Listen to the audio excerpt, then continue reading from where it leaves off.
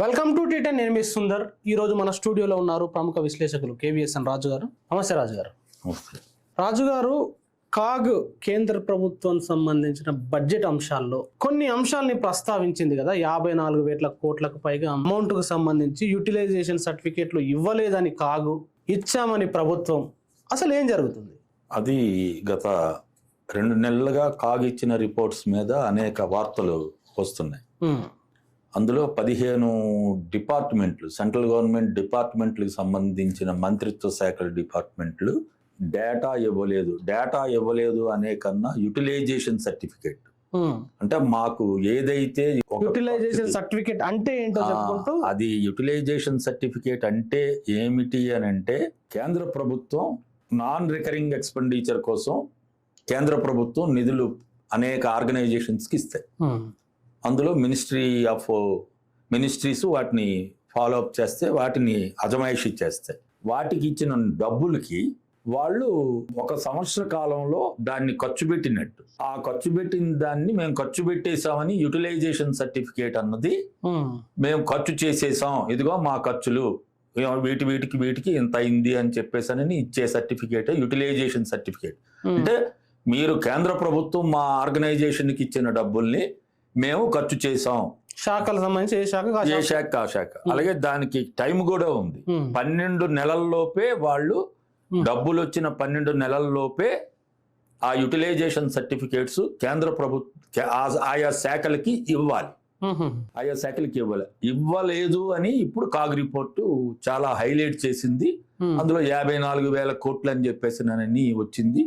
ఇందులో స్పష్టంగా కనిపించింది ఏంటి అని అంటే, కేంద్ర ప్రభుత్వం సెస్ రూపంలో ఏదైతే భారతదేశం దిగుమతులు చేసుకుంటుందో ఆ దిగుమతుల మీద 4% సెస్ విధించి, దాన్ని ఎక్స్క్లూజివ్గా హెల్త్ అంటే ఆరోగ్యం కోసం హాస్పిటల్ నిర్మించడం, అలాగే ఆరోగ్య కేంద్రాలకి ఆధునీకరణ చేయడం, వాటికి సంబంధించిన ఎక్విప్మెంట్ ఇవ్వడం, అట్లాగే వాటిలో సంబంధించిన ఆరోగ్యం చూసే కార్యకర్తల్ని నియమించడం, వీటి కోసం ఎక్స్క్లూజివ్గా ఖర్చు పెట్టాలన్నది వచ్చింది. అదైతే 50,072 కోట్ల రూపాయలు సంబంధించింది 2018-19 నుంచి 2024-25 వరకు. ఓన్లీ హెల్త్ కి సంబంధించింది. అది కూడా 4% సెస్ నేను చెప్పింది దిగుమతుల మీద వసూలు చేసింది. దాని మీద వసూలు చేసింది మొత్తం మనం తీసుకుంటే ఈ మధ్య కాలంలో అంటే 2018-19, 2024-25 మధ్య ఈ సంవత్సరాల్లో 96,627 కోట్ల రూపాయలు కేంద్ర ప్రభుత్వం వసూలు చేసింది. అందులో యూటిలైజేషన్ సర్టిఫికేట్ ఇచ్చింది. యూటిలైజేషన్ సర్టిఫికేట్ అన్న అసలు శాఖలకే కేటాయించింది 46,554 కోట్లు మాత్రమే ప్రభుత్వ శాఖలకు కేటాయించింది అని చెప్పిన. మరి మిగతా 50,072 కోట్ల రూపాయలు అవి ఏ శాఖకి కేటాయించారు అన్నది లేదు. అది కాగు బయటపెట్టింది. మేలోనే ఈ రిపోర్ట్ వచ్చింది. ఇప్పుడు రీసెంట్గా మళ్ళీ మిగతావన్నీ వచ్చాయి. మొత్తం కాగు ఏదైతే 24-25 రిపోర్ట్లో ఇచ్చిందో ఆ రిపోర్ట్ కూడా బయటకు వచ్చింది. ఇప్పుడు అనేకం వస్తున్నాయి. 15 శాఖలకు సంబంధించి యూటిలైజేషన్ సర్టిఫికేట్ ఇవ్వలేదనేది ఒక 54,000 చిల్లర 472 కోట్లు అని చెప్పి వచ్చింది. అందులో బైఫర్కేషన్లు కూడా ఉన్నాయి. అందులో మీకు పెన్షనర్స్ కి ఇచ్చిన పెన్షన్స్ ఉన్నాయి, అలాగే మీకు ఎడ్యుకేషన్ ఉంది, అట్లాగే మీకు రూరల్ డెవలప్మెంట్ ఉంది, మీకు ఆరోగ్య శాఖ ఉంది, అట్లాగే మీకు గిరిజన వాటికి సంబంధించి ఉంది, అలాగే ఎస్సీ ఎస్టీలకు సంబంధించి ఎలకేట్ చేసినవి ఉన్నాయి. ఇలాగ అనేక అంశాలు కూడా ఉన్నాయి. అడవులకు సంబంధించింది కూడా ఉంది. నేను అన్నీ చెప్పలేదు కానీ ముఖ్యమైన ఇవన్నీ కాగు తన రిపోర్ట్ లో పొందుపరిచింది. దీనికన్నా ఇంకో విషయం చెప్పదలుచుకుంది నేనేంటి అని అంటే, అది మీరు చూపించవచ్చు. మొన్న 26 జూలై కేంద్ర ప్రభుత్వం సహాయ మంత్రి ఒక క్వశ్చన్కి ఆన్సర్ చేస్తూ మా హెల్త్ కి సంబంధించిన సహాయ మంత్రి ఆయన ఓపెన్ గా చెప్పారు. ఆయన రిప్లై ఇచ్చారు. ఏంటి, మా శాఖకు వచ్చిన డబ్బులన్నిటికీ మేము యూటిలైజేషన్ సర్టిఫికేట్ మేము ఇచ్చేసామని చెప్పిన. మరి పార్లమెంట్ లో సహాయ మంత్రి చెప్పింది అబద్ధమా? లేదు. ఇది స్క్రీన్ మీద చూపిస్తాము ఫుల్ గా. మీరు చెప్తున్న అది స్పష్టంగా ఉంది. అది చాలా అందులో క్లియర్ గా చాలా క్లియర్ గా ఉంది. అవునండి. పిఎం స్వస్థ సురక్ష నిధి, అదే అండి. పిఎం స్వస్థ సురక్ష నిధి శాఖ సహాయ మంత్రి ఆయన పార్లమెంట్ లో అడిగిన ఎంపీ ప్రశ్నకి సమాధానం ఇచ్చింది. మరి ఏది తీసుకోవాలి? కాగ్ తప్ప. కాగ్ ఏమి ప్రైవేట్ సంస్థ కాదు, విదేశీ సంస్థ కాదు. పోనీ ఇప్పుడు అది చెప్పొచ్చు, విదేశీ కుట్ర అని వెంటనే చెప్పవచ్చు. ఇప్పుడు ఏది జరిగిన మన మోడీ గారిలో ప్రత్యేకత ఏంటంటే ఏదైనా అవతల వాళ్ళ మీద దోషిస్తారు. నెహ్రూ గారి తప్పు, ఇందిరాగాంధీ గారి తప్పు, పాకిస్తాన్ హస్తం, లేదా బంగ్లాదేశ్ హస్తం, లేదా మతం ఇది, లేదు అసలు అంతర్జాతీయంగానే మమ్మల్ని డిఫేమ్ చేయడానికి కుట్రలు జరుగుతున్నాయి. ఈయన ఒక పక్కేమో విశ్వగురువు అని మాకు వచ్చేసిందని చెప్పేసి బాజా వాయిస్తారు, కానీ మరి ఇది అంతర్జాతీయ కుట్ర అని చెప్పి మళ్ళీ చెప్తారు. మొన్న కాక్రోచ్ జనతా పార్టీ ఏర్పడింది కొద్ది కాలంలోనే వాళ్ళు ఒక ఆందోళన చేస్తే దాని మీద కాదు కదా చేసింది. అది అసలు దాని వెనకాతలు ఎంతమంది విదేశీ హస్తం ఉంది, విదేశీ నిధి వచ్చేసింది, అసలు ఆయన ఎలా చదివారు? ఇప్పుడు అభిజిత్ దీప్కే మీద పెద్ద ఇది, ఆయన ఎట్లా చదివాడు, ఆయన ఎట్లా ఫైనాన్స్ ఏంటి, అసలు అవన్నీ నీకు ప్రభుత్వమే ఇచ్చింది. ఆయన తీసుకున్న లోన్ అవన్నీ ఆయన ఓపెన్గా చెప్పారు. నేను ఆ విషయాల్లోకి వెళ్ళటం లేదు. కానీ ప్రభుత్వం దాడి దేని మీద? వాళ్ళు రైజ్ చేసిన అంశం ఏంటి? నీటిలో జరిగిన అవకతవకలు ఇదే కాదు, గతంలో జరిగాయి, వీటిని చెయ్యండి, విద్యాశాఖ మంత్రి రాజీనామా చేయాలి, అది కదా. మీరు దానికి సమాధానం చెప్పకుండా మరి ఇవన్నీ ఏంటి? నేను అందుకే ఇది కోట్ చేసింది ఈ విషయం. ఇప్పుడు కాగు కూడా చెప్పచ్చు, కానీ కాగులో విదేశీ హస్తం ఏం లేదు. అది కాగు మన ప్రభుత్వ సంస్థ, ప్రభుత్వం నియమించింది, అది మన రాజ్యాంగం ప్రకారం. ఆ కాగు ఇచ్చిన రిపోర్టు మరి పార్లమెంట్లో సహాయ మంత్రి గారు ఇచ్చింది. ఇప్పుడు సమాధానమే ఉంది. మరి దీన్ని ఎందుకు మరి చెప్పాలి కదా, దీంట్లోనే మీరు చెప్పండి. అంటే యూటిలైజేషన్ సర్టిఫికేట్ ద్వారా జనాలకు అర్థం కావాలంటే ఏంటి, ఏం వెల్లడవుతుంది, అది ఇవ్వకపోవడం వల్ల నష్టం ఏంటి? ఇస్తే వెల్లడవుతుంది. ప్రభుత్వ ఆసుపత్రి ఖర్చు కట్టామంటారు. ఎక్కడ కట్టారు? హైదరాబాదా, తొంగతుర్త, ఖమ్మమా, లేకపోతే ఢిల్లీయా, లేకపోతే జమ్మూ కాశ్మీరా, కట్టింది ఉందా లేదా తెలిసిపోతుంది. Utilization certificate. మీరు భవనాలు నిర్మించడానికి మేము ఇంత మీకు 10,000 కోట్లు ఇచ్చాం, దేనికి ఖర్చు చేశారు అనేది డీటెయిల్స్. 10,000 కోట్లలో మీరు ఆ భవనాలకు ఎంత ఖర్చు పెట్టారు నిర్మించడానికి? లేదు ఆరోగ్య కేంద్రాల ఆధునీకరణకి ఎంత ఖర్చు పెట్టారు? లేదు ఆరోగ్య కేంద్రాలలో ఎక్విప్మెంట్ కి మీరు ఎంత ఖర్చు పెట్టారు? మందులకి ఎంత ఖర్చు పెట్టారు? లేదు ఆరోగ్య కార్యకర్తలను నియమించడం ద్వారా ఎంత ఖర్చు అయింది? ఇది కదా యూటిలైజేషన్ సర్టిఫికేట్ లో ప్రతిదీ చూపిస్తాం. అంటే మీరు నాకు 10,000 కోట్లు ఇచ్చారు, ఆ 10,000 కోట్లు నేను ఈ రూపంలో ఖర్చు పెట్టాం అని ఇస్తారు. దాన్ని ఆడిట్ చేసేది controller auditor general of India, CAG. అది రాజ్యాంగబద్ధంగా పనిచేస్తుంది. ఇక్కడ దురదృష్టం ఏంటనంటే మోడీ గారికి అదృష్టం దురదృష్టం నమ్మకపోయినా అది పార్లమెంటరీ పద్ధతుల ప్రకారం అది ప్రతిపక్ష నాయకుడు ఉంటారు. ప్రతిపక్ష పార్టీ నాయకుడు ఉంటాడా లేదా ప్రతిపక్ష పార్టీ తాలూకా ఎంపీని నియమిస్తారు సిఏజీకి. అది వీళ్ళకి సమస్య అయి ఉండాలి మరి. ఎందుకంటే మోడీ గారిలో ప్రత్యేకత ఉంది. ఏదైతే రాజ్యాంగబద్ధంగా తనకు అడ్డంకి ఉంటుందో అది ఆయన నామినేట్ చేయరు, లేదంటే ఎలక్ట్ కూడా చేయరు. మీకు లోక్సభ స్పీకర్ ఉన్నారు, డిప్యూటీ స్పీకర్ ఎక్కడున్నారు? ఎందుకు లేరు? 10 ఏళ్ల నుంచి లేరు. ఎందుకంటే మోడీ గారికి అది ఇబ్బంది.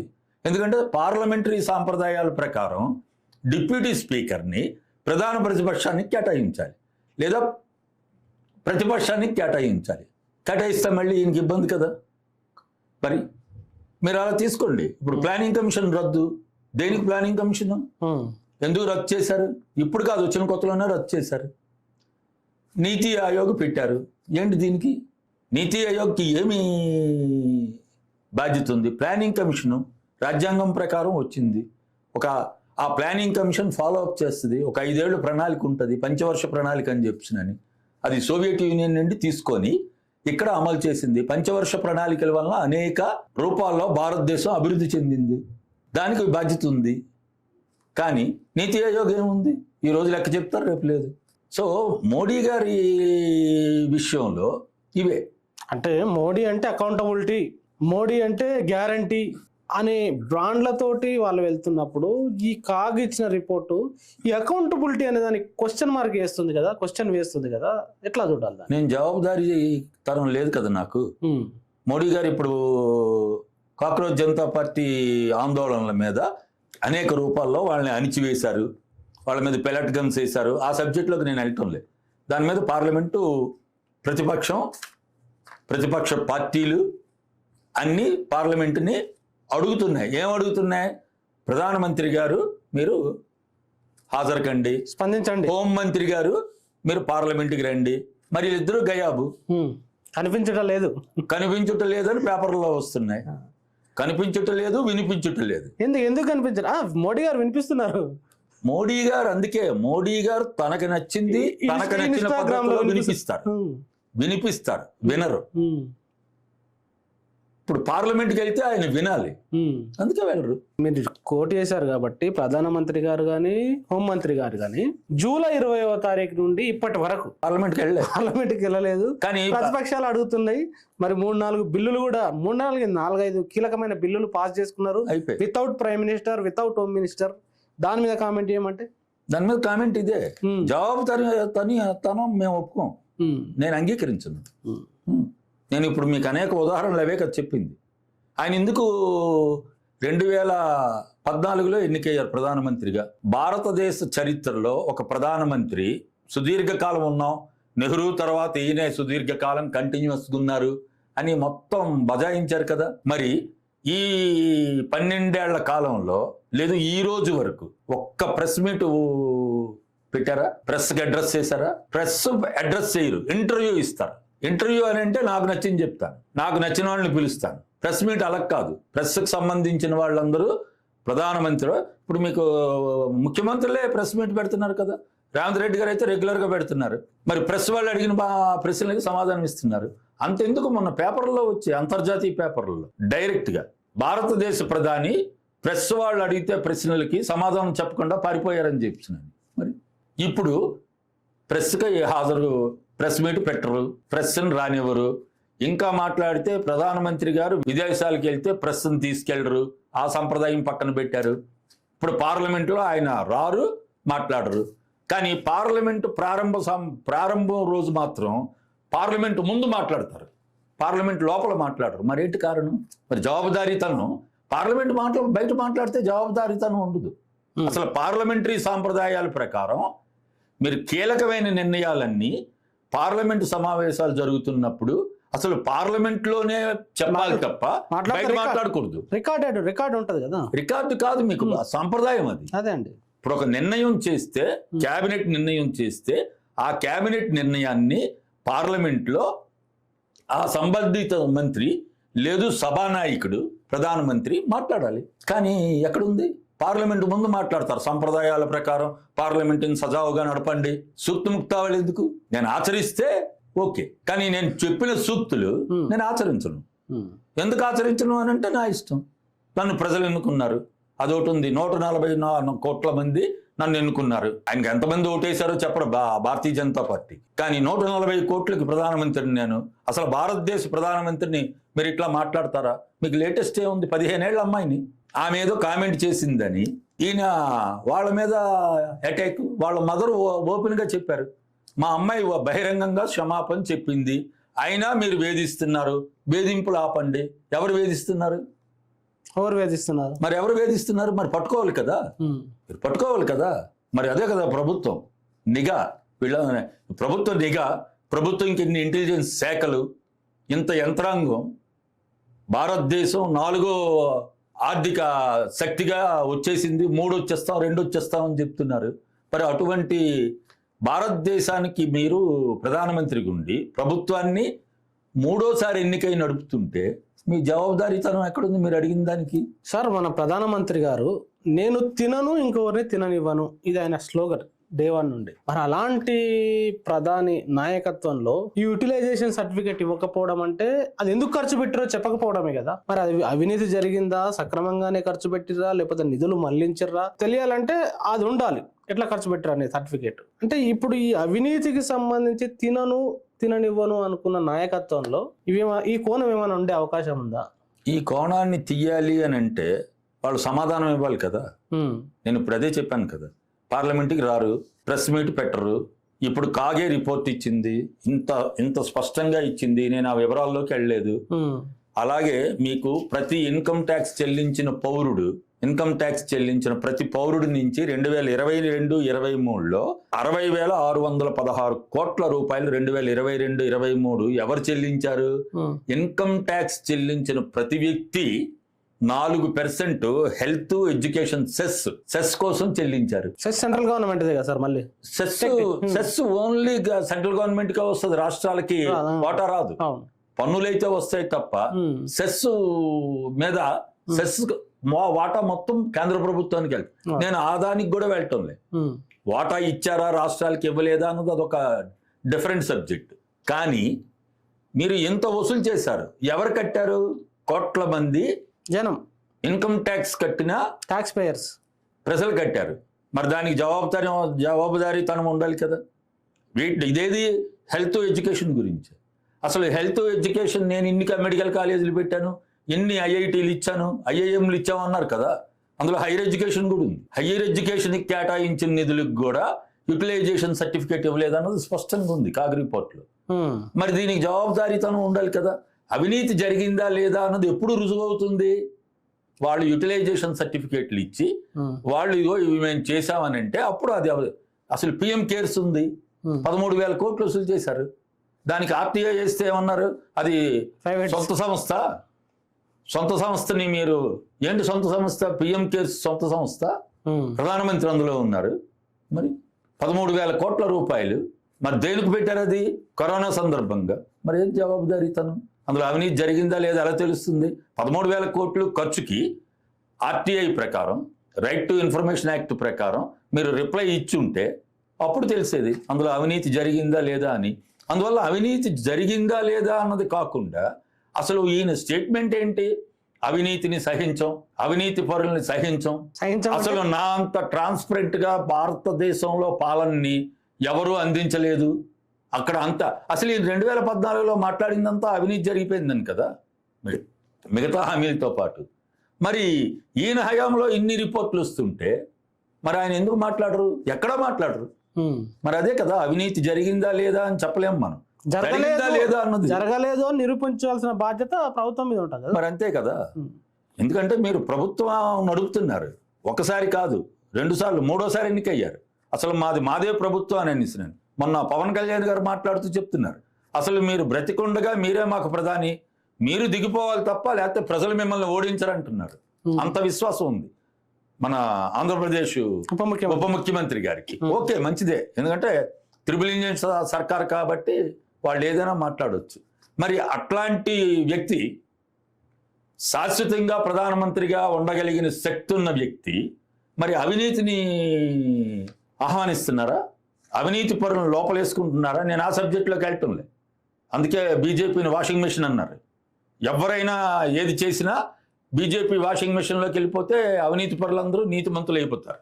వాళ్ళ మీద సిబిఐ ఉండదు, ఈడీ ఉండదు, ఐటీ ఉండదు. అవి ఆ జోలికి నేను వెళ్ళటం లేదు. కానీ ఇవన్నీ ఏంటి? అందువల్ల మీకు ఆయన ఎందుకు జవాబుదారీతనం తీసుకోవటం లేదు? ఎందుకంటే ఆయనంత నీతిమంతులు, ఆయనంత నిస్వార్థపరులు. అసలు 3 గంటలే పడుకుంటామని మనం చెప్తున్నారు. నిమిషాల్లో ఆయన నిద్రలోకి వెళ్ళిపోతారట. మంచి లక్షణాలు. 75 ఏళ్ళైనా మీరంత హెల్దీగా ఉండి నడిపించడం మంచిదే. అసలు శాశ్వత ప్రధానిగా మీరు ఉండడం కూడా మంచిదే మీకు. కానీ ప్రజలకేంటి, దేశానికి ఏంటి? మీరు అవినీతి పరులని సహించకండి, యూటిలైజేషన్ సర్టిఫికేట్స్ ఇవ్వండి, పార్లమెంట్కి హాజరవ్వండి, ప్రెస్ మీట్లకి ప్రెస్ వాళ్ళు అడిగిన ప్రశ్నలకి మీరు సమాధానం చెప్పండి. ఇవి చెప్తే ఆయనే ఉంటే ప్రధానమంత్రిగా ఏంటి నష్టం? నష్టమేం లేదు. ప్రధానమంత్రి ఎలాగో ఉండవలసిందే, ప్రభుత్వం ఉండవలసిందే. ఎవరో ఒకరు అవుతారు. ఇప్పుడు బీజేపీ కాకపోతే కాంగ్రెస్, ఎన్డీఏ కాకపోతే ఇంకో ఫ్రంట్, ప్రభుత్వాలు ఉంటాయి. కానీ ప్రభుత్వాలకి జవాబుదారీతనం ఎవరు వహించాలి? సభానాయకుడు. సభానాయకుడు ఎవరు? ప్రధానమంత్రి. మరి సభకే వెళ్ళరు ఆయన. మరి ఇది అందువల్ల అవినీతి జరిగిందా లేదా అన్నది మనం ఆ ప్రశ్నల్లోకి వెళ్లకుండా అవినీతి జరగలేదు అని మాత్రం నేను చెప్పగలను. ఎట్లా చెప్పగలం? ఎందుకంటే రికార్డే లేదు. అవినీతి జరిగింది అని చెప్పగలను. ఎందుకు అని అంటే Utilize రికార్డు లేదు కాబట్టి రెండిటికీ అదే సమాధానం. అవినీతి జరిగిందన్నా రికార్డు లేదు, జరగలేదు అన్నా రికార్డు లేదు. దాన్ని ఎట్లా ప్రూవ్ చేస్తాం? ఇప్పుడు నేను అంకెలు చూపిస్తున్నాను, ఇవి నా సొంత అంకెలు కాదు. కాగ్ రిపోర్ట్ ఇచ్చింది. కాగ్ ఎవరిది?